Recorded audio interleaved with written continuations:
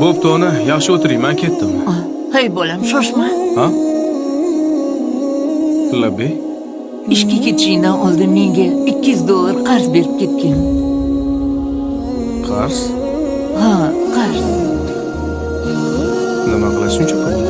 Gapga berishim bor edi, keyin ustimga bu narsa osanmikin deb atuvdim. Bo'pti. Qachon qaytarib berasiz? Qaytaraman. Pensiyamdan bo'lib qaytaraman bolam. Bo'pti. Hozir olib chiqaman.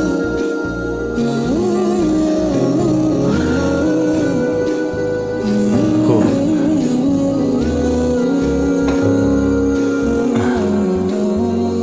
Mana.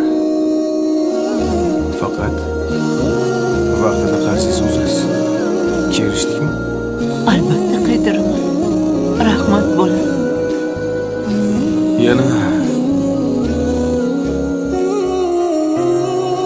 mana bu pulni ham sizga. Voy, buncha ko'p pul nimaga? Men sendan faqat $200 so'ragandim. Bu meni qarzim. Seni qarzing. Bolaligimda kasal bo'lganimda uxlamasdan chiqasiz, esingizdami? Uyqusiz o'tkazgan tunlaringiz haqqa.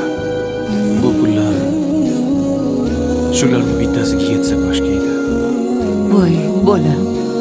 Puling o'zingga buyursin. Mendan ming roziman. Menga sog' salomat yursang, shuni o'zi katta baxt.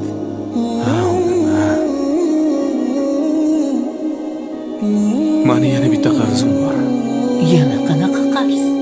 Bu qarzni hali ko'pchilik uzolgani yo'q. Bilasizmi? Menga o'xshagan farzandlar mana shu ikki og'iz gapni aytishga uyalishadi. O'zi ikki og'iz gap. Nimaga? Sizni yaxshi ko'raman degan gap. Men seni yaxshi ko'raman. Onam, siz mendan qarz so'rab o'tiribsiz. Aslida haqiqiy qarzdor farzandlar emasmi? O'tinib so'rayman.